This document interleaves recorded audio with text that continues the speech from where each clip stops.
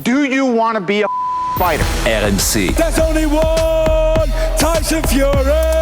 Fighters Club. I'd like to take this chance to apologize to absolutely nobody. Alexandre Herbinet. I am the greatest. Bonjour à toutes, bonjour à tous et bienvenue au 151e numéro du RMC Fighter Club. Un RMC Fighter Club qui monte dans la cage cette semaine pour se tourner vers l'immense choc chez les poids lourds de l'UFC. Cyril Gane, notre bon gamin national, contre la légende Jon Jones, le 4 mars à Las Vegas en main event de l'UFC 285. Avec moi pour en parler cette semaine, mon compère du Fighter Club, toujours là avec moi, boxe ou MMA, monsieur Jonathan Macardy, bonjour. Salut Herbie. Ça va Joe? Bon, on est à moins de 2 semaines, c'est bon là, ça commence chauffe quand même. Ouais, ça commence à titiller quand même. On va pouvoir en parler dans plusieurs épisodes et ça va commencer dès aujourd'hui. Moins de 2 semaines et on y est. La France du MMA va vivre le plus grand événement de son histoire le 4 mars dans l'écran de la T-Mobile Arena de Las Vegas. Un main event pour l'éternité, 13 mois après avoir échoué face à Francis Ngannou. Notre Cyril Gane national retrouve une chance pour le titre des poids lourds de l'UFC. Mais cette fois, ce sera face à la légende Jon Jones de retour après plus de 3 ans loin de l'octogone. Le RMC Fighter Club lance le choc Jones-Gane, la soirée où le bon gamin peut à jamais écrire une page du grand livre d'histoire du MMA. Et Cyril qui signe sa première victoire à l'UFC. Incroyable, quelle victoire de Cyril Gane. Et encore une victoire avant la limite. Soumission. Et encore cette frappe. Et encore cette frappe pour Cyril. Il peut le faire. Il est pas bien avec Lewis, il essaie de revenir avec un coup fatal. Tu peux le faire. C'est terminé, les champions. Oui. Magnifique. Il est champion. Champion du monde par intérim. Cyril Gane est champion. Cyril Gane est champion. Elle est KO debout. Il va ça. C'est pas possible, il va pas tenir, c'est terminé. C'est terminé. Quelle victoire exceptionnelle. Je veux être champion du monde, je veux être le meilleur de mon sport. J'ai envie d'être le meilleur, j'ai envie de battre tout le monde, j'ai envie d'être le plus fort. La dernière marche. And it is all over. Jon Jones is the youngest champion in UFC history. Oh, big shots. Big shots by Jon Jones. In trouble here. Gustafson's in trouble. That's Jon it. Jones has That's regained the throne. Jon Jones has defended his UFC light heavyweight championship. It's all over. Jon Jones remains the UFC light heavyweight champion.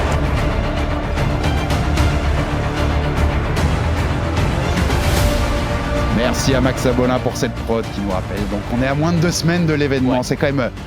On avait dans la prod, Joe, des extraits du premier combat de Cyril à l'UFC il y a seulement quelques années, puisqu'on rappelle Cyril a commencé le MMA en pro en 2018 seulement. C'est dingue de se dire qu'en 2023, il va affronter Jon Jones. Quand tu sais ce que représente Jon Jones pour notre sport, Joe, c'est quand même fabuleux. Dans une interview qu'on vous passera dans cette semaine, dans des épisodes, on va vous faire picorer pas mal d'épisodes du Fighter Club avant cet événement du 4 mars.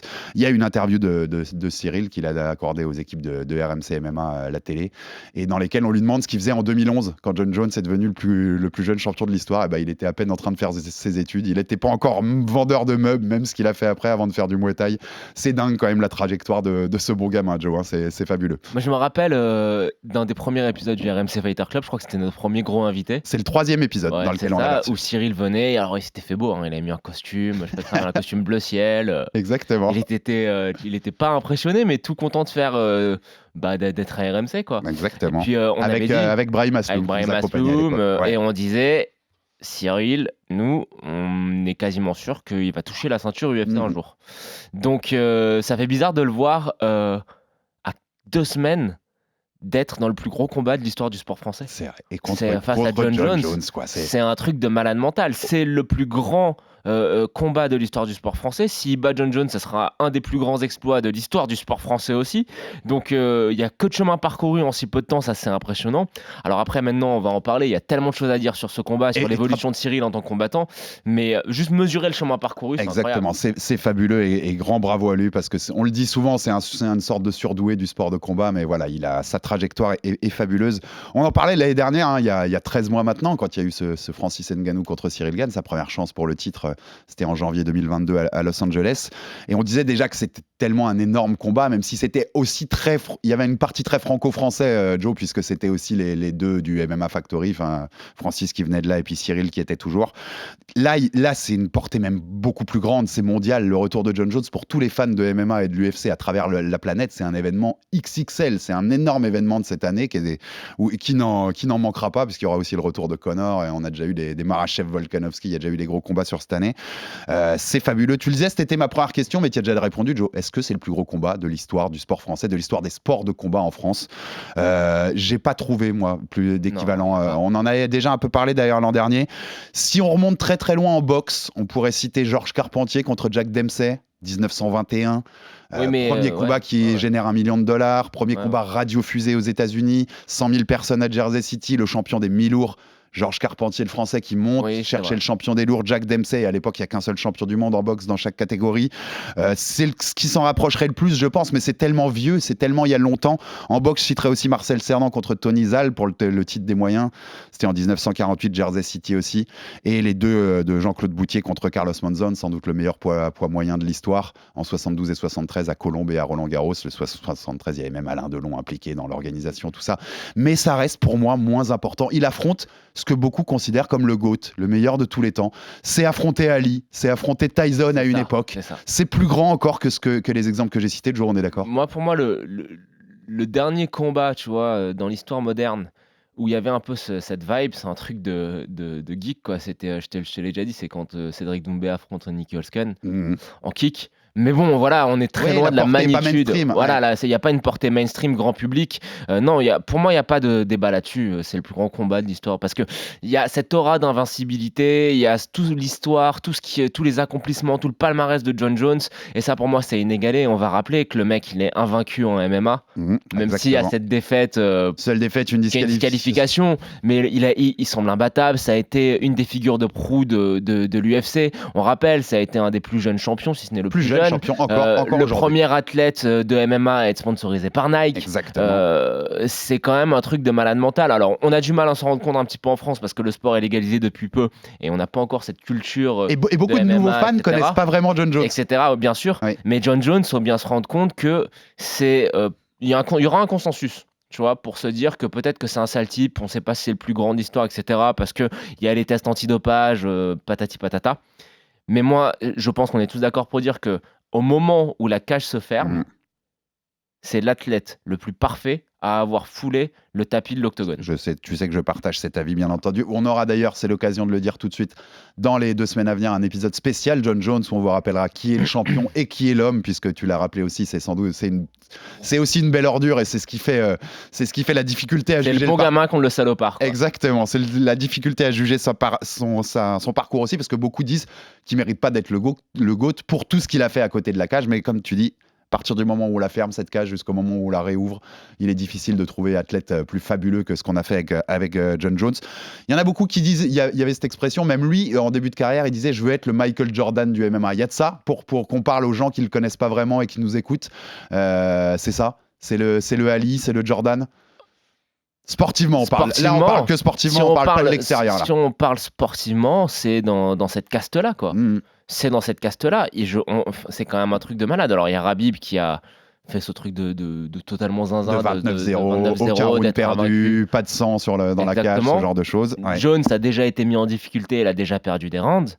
Mais il faut comprendre le contexte dans lequel il est mis en difficulté, dans le contexte dans lequel il perd ses rounds. C'est simplement parce qu'il faisait la fête tout le temps. Exactement. Il n'était pas sérieux, que c'était pas une bête de travail. Difficile de ne pas perdre de rounds en se mettant de la coke 3 jours avant le combat. C'est ça. C'est compliqué.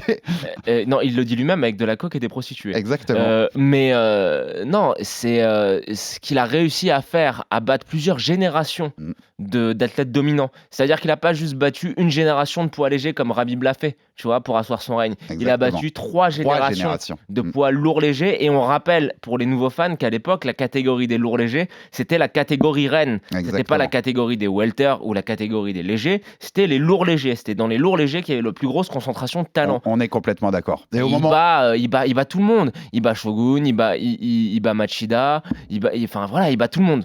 L'enchaînement, on en a déjà parlé, on en reparlera bien dans l'épisode spécial John Jones, mais cette prise de ceinture contre Mauricio Rua, contre Shogun, enchaînée par donc Quinton Jackson, Lyoto Machida, Rashad Evans, Vitor Belfort. Et avant Rua, il y avait Ryan Bader qui est aujourd'hui le champion du Bellator, champion des poids lourds du Bellator. C'est un enchaînement, je prends même pas Bader, même si je pourrais l'inclure dans la liste par rapport à ce que je viens de dire, de Rua à Belfort, il a battu 5 ex ou futurs ou champions de l'UFC. Il faut rajouter Cormier, Gustafsson. Je crois qu'on verra jamais une série comme ça. 5 de suite, 5 mecs qui ont porté la ceinture de suite, tu les bats, les 5, Personne l'a jamais fait, personne ne le fera jamais, Joe. Pourquoi tu mets pas Cormier dans la liste Là, je l'ai en enchaînement. Il est dans la liste globale. Pas Cormier non, après Belfort, c'est Chael Sonnen. Puis Alexander Gustafsson. Alors, Chael, on peut le mettre parce que c'est quand même une légende. Il a jamais perdu un round pour répéter sa célèbre phrase. Tu sais pourquoi il faut le mettre, Chael? Parce que Chael, il faut le mettre parce que c'est une légende de ce sport et parce qu'on va rappeler qu'il était à 2 doigts de détrôner Anderson Silva. Gustafsson, certes, n'a jamais eu la ceinture. Alors, dans ces cas-là, tu continues l'enchaînement, t'as raison. Sonnen, Gustafsson, Glover Teixeira, futur champion dans la même catégorie, et Daniel Cormier, futur double champion. Quelle série! Cette série, elle est incroyable. Ce ne sera jamais refait. C'est simple, je te le dis tout de suite. On peut se reparler dans 20 ans, il n'y aura jamais autant de champions. Désolé, je te titille, mais alors, on va même Ovin Saint-Preux, c'est le combat de retour, etc.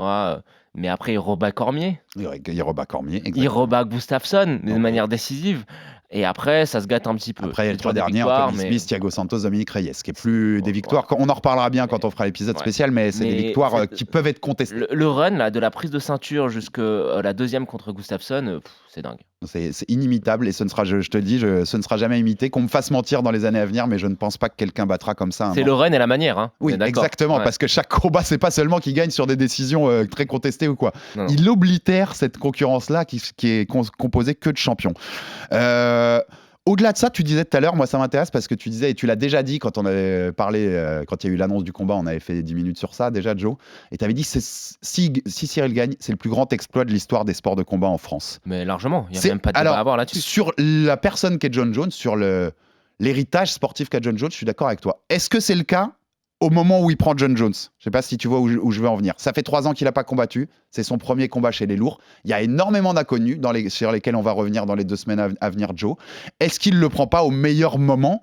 Et est-ce que ça diminuerait pas un peu la portée de l'exploit? Même si je mets des grosses guillemets, parce que quoi qu'il arrive, tu bats John Jones, c'est un exploit XXL. Mais tu vois ce que je veux dire? Le timing, est-ce que ça diminue un peu l'exploit?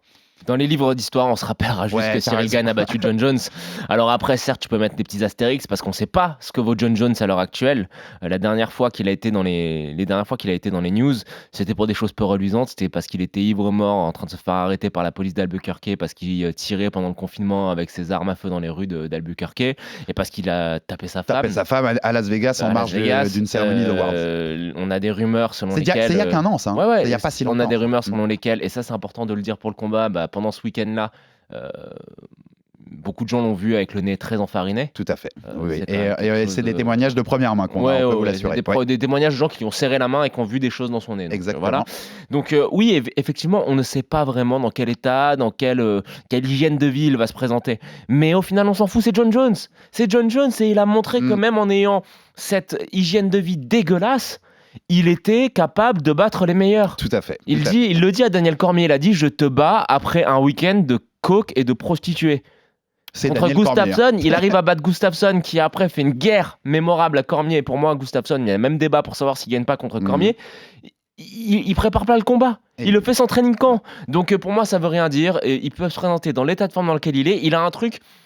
C'est comme si, tu vois, les cieux lui avaient dit ok, tu vas être un sale type, mais tu vas être très fort en MMA. Voilà. C'est autant un sale type que tu vas être fort en MMA. Cette image des anges qui se penchent sur le berceau là, et qui disent allez, on te donne le MMA, mais à contrepartie, tu vas être un salaud. Donc le truc, c'est que ça veut rien dire pour moi. Ça reste John Jones, ça reste le mec le plus parfait qui est rentré dans la cage dans l'histoire de l'UFC. Donc je le prends pas en ligne de compte tout ça. Pour moi, le seul truc qui pourrait rivaliser avec ça, c'est si Christian Mbili bat Canelo en boxe anglaise. Et là, je te rejoins complètement. C'est le seul truc, mais bon. Je suis content que tu aies dit ça parce que j'amenais ce débat pour dire que je suis totalement d'accord avec moi. Et que j'espère que si Cyril gagne, on n'aura pas les habituels critiques des réseaux qui chercheront toutes les excuses possibles à dire il a pas battu. Non, il aura battu John Jones, les gars. Quoi qu'il arrive, il s'est préparé pour un combat avec Henry Cerudo, on en reparlera. Il faut ajouter une chose. Il aura battu John Jones, point à la ligne, c'est tout. Et surtout John Jones qui monte de catégorie, mais qui a pris le temps de monter. Ah ouais. Historiquement, quand il y a des mecs qui montent de caté et qui font ça très très vite, c'est compliqué parce qu'ils n'ont pas le temps de s'habituer à la masse musculaire. Regarde, par exemple, Max Holloway qui monte contre Dustin Poirier, il monte en un mois. Tu te rends compte que ça se passe très mal. Là, par exemple, Volkanovski, il a pris le temps. Tu sais, il était remplaçant si jamais il y avait un souci à la pesée ou une blessure pour Oliveira Makhachev. Ça fait des mois qu'il prépare son corps à monter. Là, John Jones, ça fait plus de 2 ou 3 ans qu'il se prépare cette montée en poids lourd. T'as totalement raison. Et même s'il a eu sur la route de ces 2-3 ans des petites rechutes personnelles sur la drogue, sur tout ça, ça fait quand même 3 ans qu'il prépare sa montée chez les lourds avec des coachs qui sont plus que capable de le faire monter. Bien sûr. On a vu des premières images, on peut pas se fier sur ces images parce que c'est que des images que les gens veulent faire transparaître, les petites images qu'on a vues de petits paos, là, de petites pattes d'ours. Pour moi, on peut pas juger là-dessus. On verra le 4 mars quand il rentrera dans la cage qui est le John Jones auquel on va avoir droit. Oui. Et on pourrait être très surpris parce que tous ceux qui disent qu'il sera pas au niveau et ça se trouve, on va être très surpris, Joe. Et on va retrouver un John Jones motivé, affûté, malgré son nouveau poids. Il a 35. Il va avoir 35. Il a 35. Il a déjà eu 35. Donc c'est plus le Jones de 23 ans qui prend la ceinture contre Machida en 2011, contre Shogun en 2011, ça c'est sûr, ou qui endort Machida 2 combats plus tard debout avec cette guillotine debout. Mais John Jones motivé et qu'après le temps de se préparer, je suis d'accord, ça reste un sacré challenge. Il y a juste une chose, c'est que, et ça on le sait mieux que tout le monde, au bout d'un moment l'âge te rattrape. Ouais, et encore plus quand tu as une hygiène de vie déplorable. On verra comment ça va se passer, mais ça n'enlèvera en rien à l'exploit que fera Cyril et toute sa team, parce que je mets toute sa team dedans, s'il bat John Jones. Parce que pour moi, je pense que ça sera un des axes, un des thèmes qu'on va aborder dans ce podcast-là ou dans les autres à venir.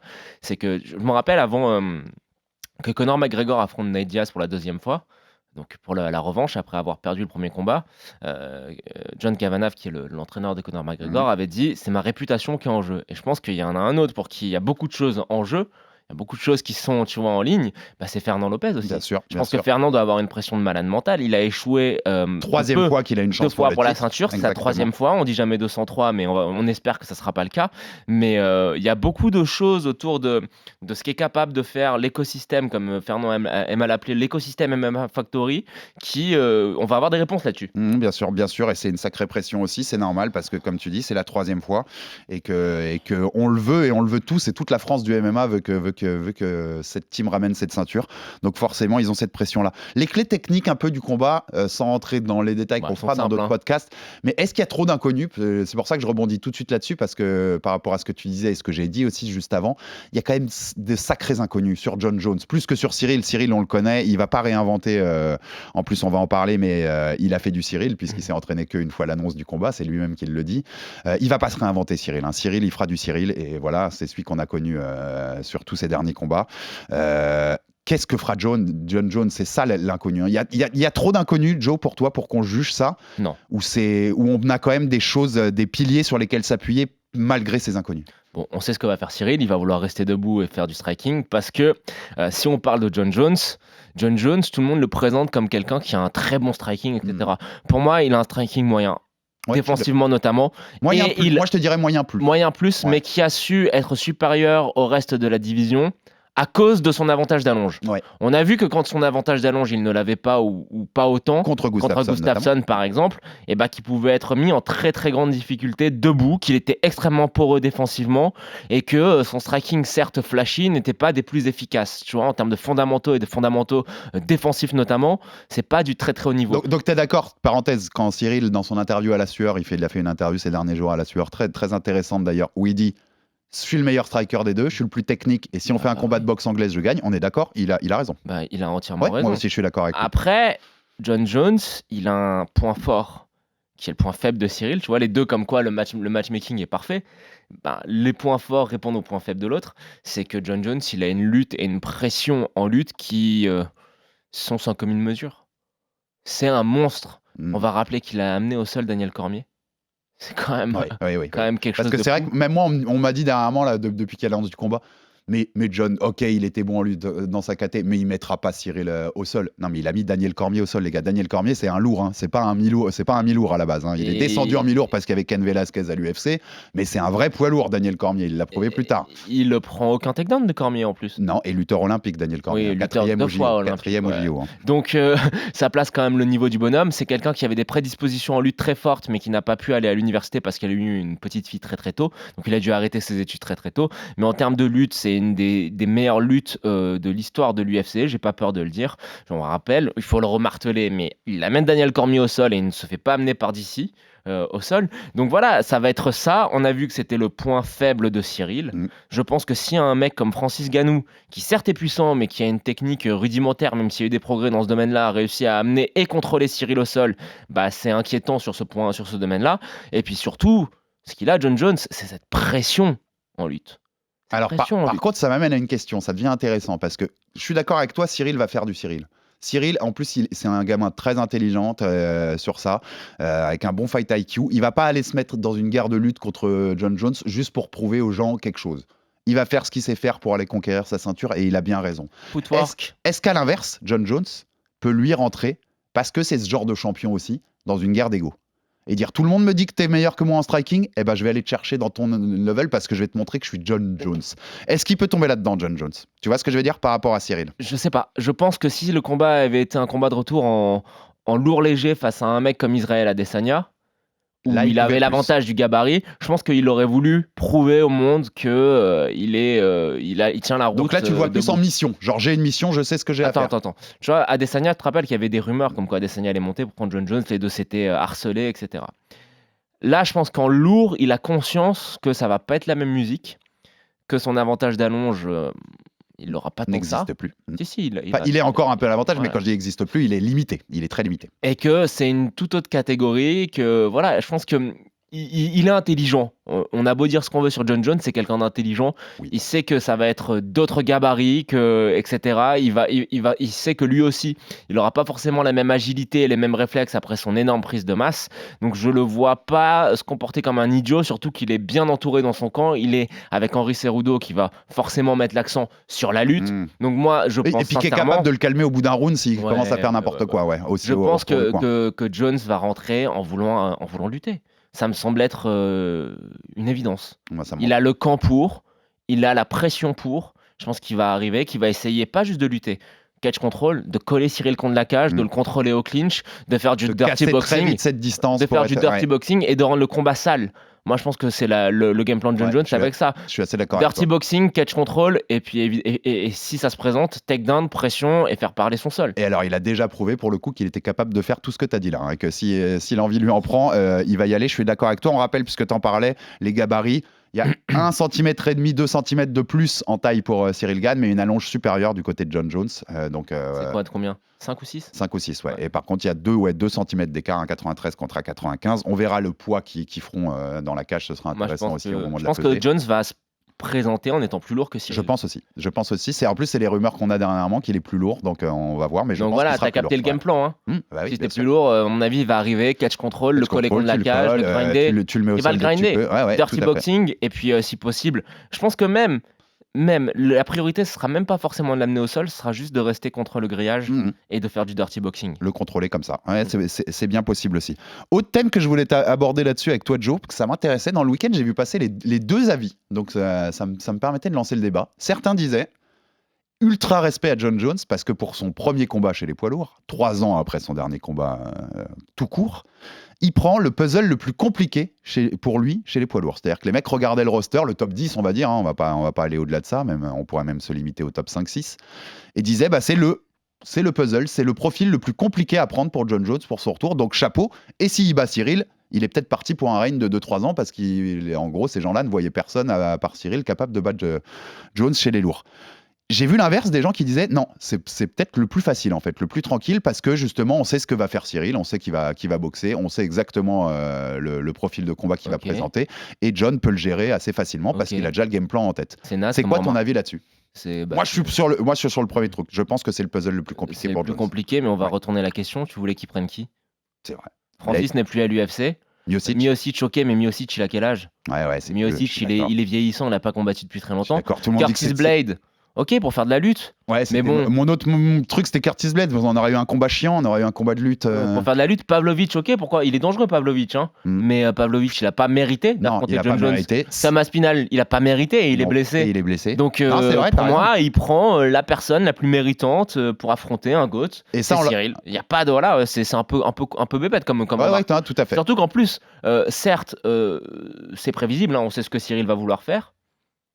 Mais. Cyril on va le répéter, a les qualités qui correspondent aux points faibles de John Jones. Les derniers combats de John Jones où Jones a été mis en difficulté, Thiago Santos, Dominique Reyes, c'était des combats de kickboxing.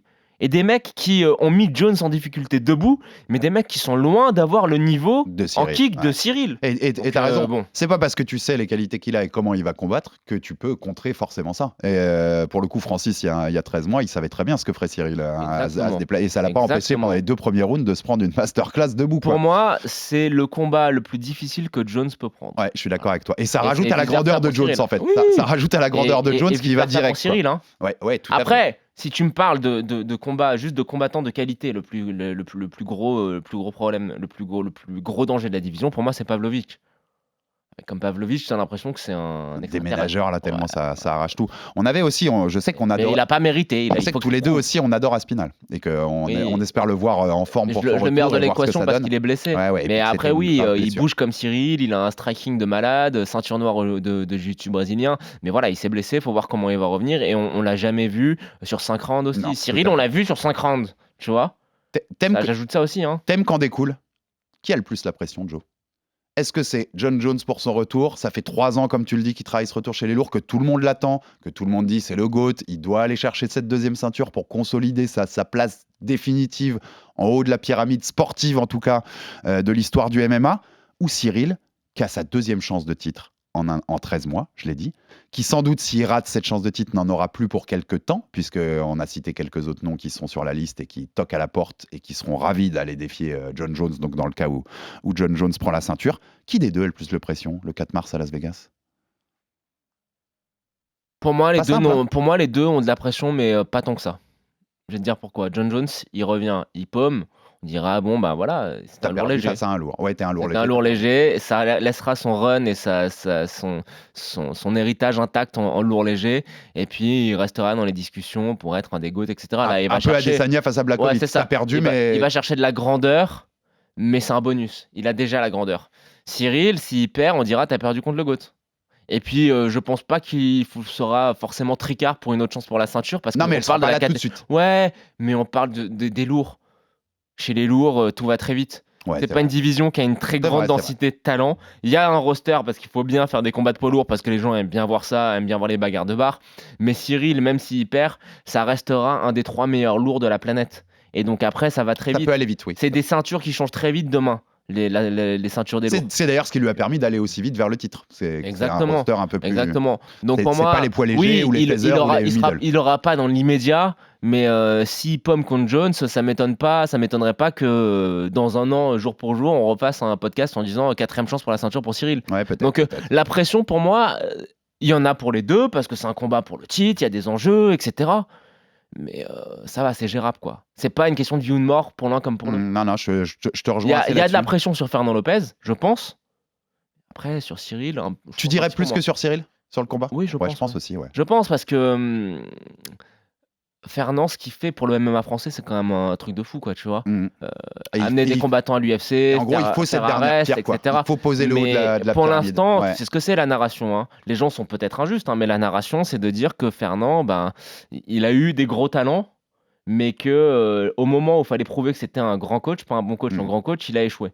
Il y a le combat de Francis contre Miocic. Ce qui est sans doute injuste, t'as raison, mais c'est la narration. Après, il y a eu...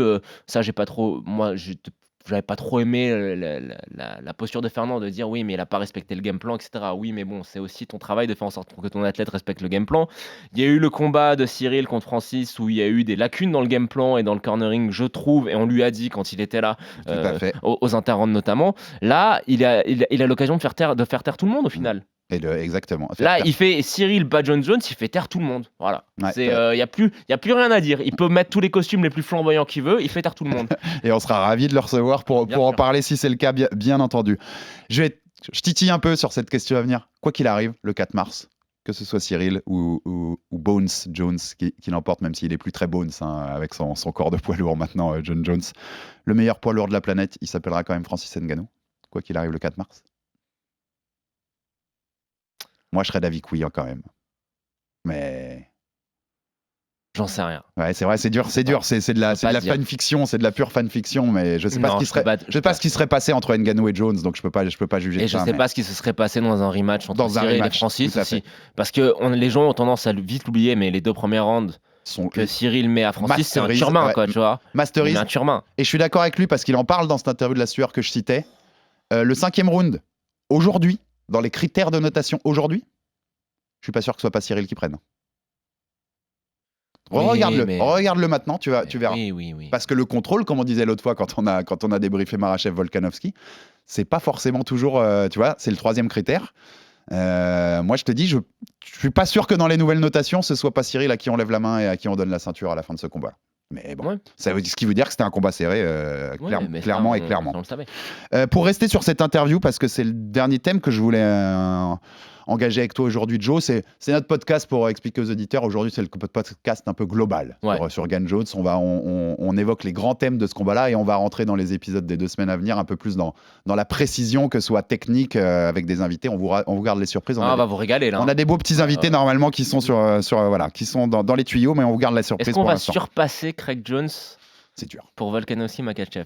C'est que dans mon cœur, ça ne sera pas possible. Non, c'était assez haut quand même. La barre a été placée haute. On va essayer de rester autour de ce niveau. Voilà, mais c'était très haut quand même, mon Joe. On en est assez content d'avoir pu faire ça. Par exemple, on peut dire, ça va pas pouvoir se faire pour des raisons d'agenda, etc. Mais il y avait Carlos Condit. Qui nous a répondu, et bon, on le fera pour une autre fois, mais Carlos c'était. On a tenté ce genre de coup, donc voilà, ça vous donne le genre d'idées vers lesquelles on va pouvoir aller.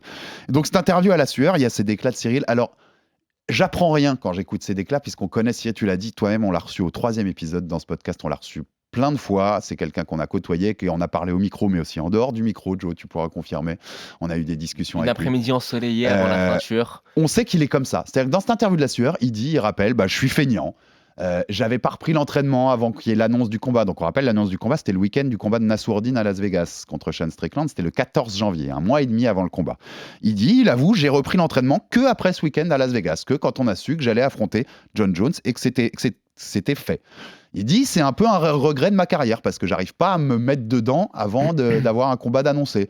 Il était en vacances au Maroc, il dit qu'il gardait la forme en faisant un peu de basket, mais sans plus.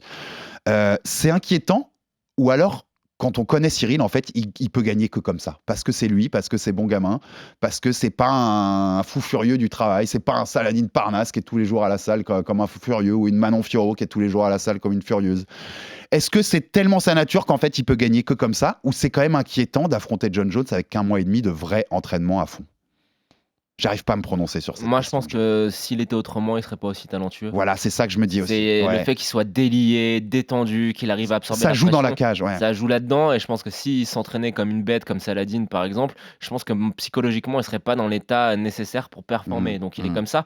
Forcément, tu peux avoir des regrets parce que avec tout le bien qu'on dit de Cyril, il a quand même affiché des très grosses lacunes rédhibitoires, notamment au sol. La manière dont Francis le sweep, etc. Vous pouvez me dire ce que vous voulez, il se prend un sweep de débutant qu'il doit pas prendre. Si tu sais pas 6 heures sweeper comme ça alors que tu es au plus haut niveau. Donc oui, évidemment, on aimerait que Cyril travaille techniquement sur ses points faibles, etc.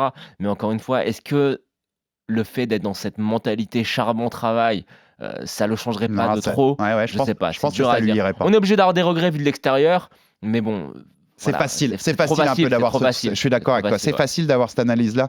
Il a prouvé que c'était comme ça qu'il était délié, qu'il avait aussi cette forme de combat. Je pense que tu as raison que ça se joue même dans la cage. Et puis, que c'est comme ça qu'il est. Quoi. En face, on va le rappeler, il est pas face à un monstre de travail. Hein. Non plus. Un mec totalement, qui faisait des soirées, qui prenait, qui se droguait. Là, on voit ces images. Il est avec Henri Cerudo, il travaille machin. Mais t'as raison. Rien ne nous dit d'ailleurs qu'il y a 2 mois, il n'était pas en train de faire des soirées à la coke, John Jones. Hein. Rien ne nous dit. Moi, je suis pas dans son camp, je suis pas dans les proches de John Jones. Il y a 6 mois ou 5 mois. Rien ne nous dit ça. Il disait parce qu'en fait, ce qui est bien pire que Cyril qui fait juste des vacances tranquilles, tu vois, et qui fait un peu de basket. Hein. C'est bien pire si l'autre était à la coke. Il y a un truc qui est passé un peu à l'as il y a 5-6 mois. Alors John Jones, en plus d'être un sale type, il est insupportable sur Twitter. Il est un peu cringy comme toujours très cringy. C'est un peu le monde est contre moi, pourquoi tu m'embêtes? Tu sais, les Américains appellent ça une Karen. C'est un peu une Karen. Et donc il y avait ce tweet là qui est passé il y a 5-6 mois en disant c'est une bonne journée pour tous mes haters, ma fiancée vient de me quitter.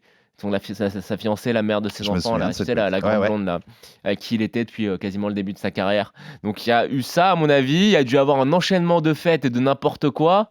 Oui, lui non plus, tu vois, c'est pas une bête de travail. Les images qu'on voit veulent pas dire forcément qu'il n'y a pas eu tout ça, donc ça peut jouer aussi finalement en la faveur de Cyril. Pour montrer à quel point, et ça c'est dommage que ça soit pas dans la personnalité de Cyril, parce qu'un mec qui trash talk John Jones, il est capable de le rendre fou et de le faire sortir de son game plan. Regarde Chael Sonnen. comment il rend fou John Jones.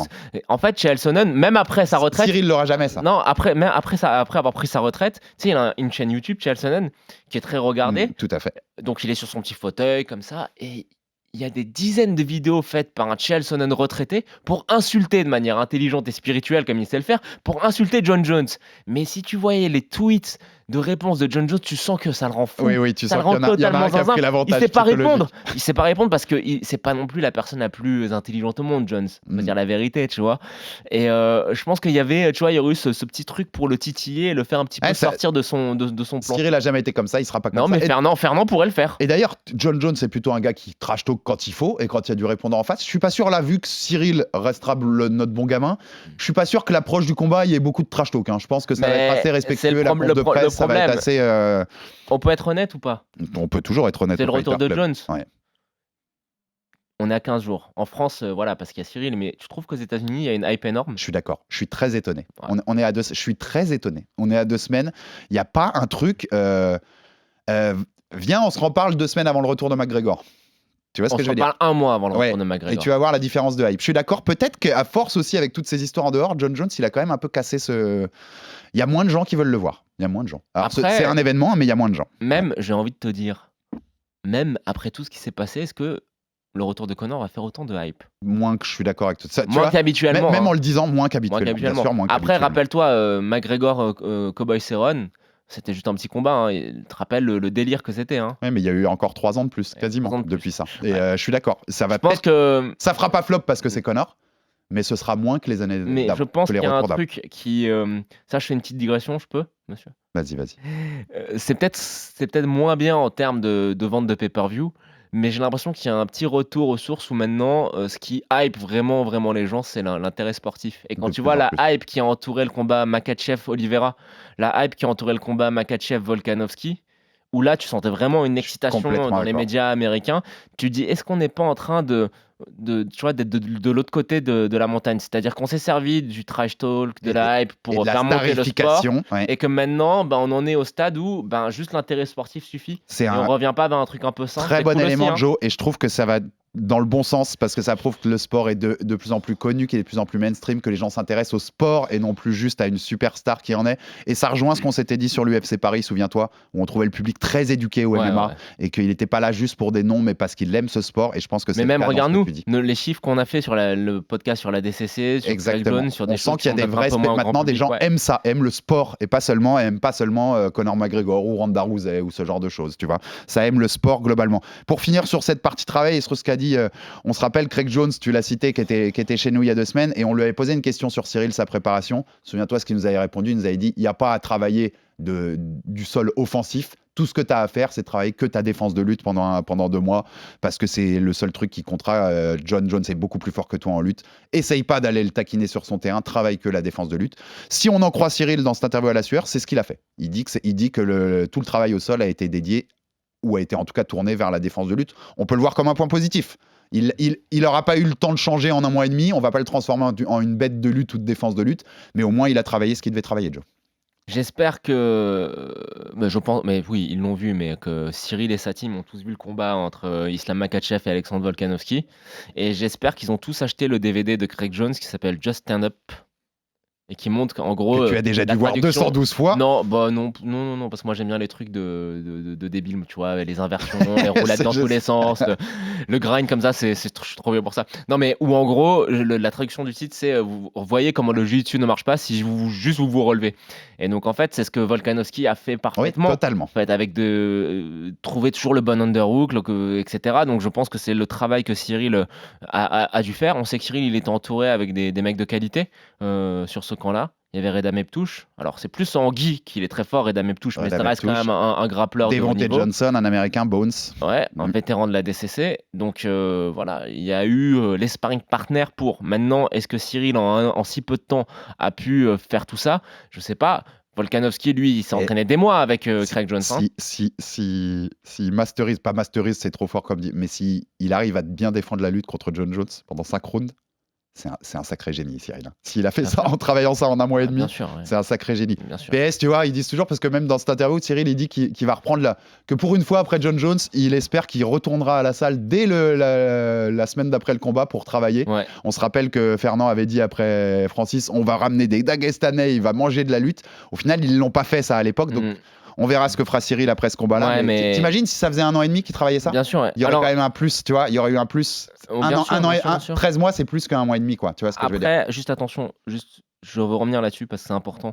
On faisait le parallèle sur Volkanovski, Makhachev et Gane Jones. C'est pas les mêmes grappleurs. Hein, pas du tout. Islam et Jones. Jones, il a une lutte qui est très forte aussi, plus standard américain, etc. Mais attention, par contre, au sol, c'est un finisher. Au sol, c'est pas Islam qui va chercher le contrôle, la position dominante pour contrôler, grand and pan. Et au final, pas être si dangereux que ça, et c'est Craig qui l'explique très bien, pas être si dangereux que ça en termes de soumission. Ouais. Jones, c'est un finisher. Ouais, tout à fait. Au sol, c'est un finisher. Le parallèle est difficile. Il fait des choses simples, mais c'est un finisher. Le parallèle est très difficile à faire parce que c'est pas les mêmes types de grappleurs, on est bien d'accord.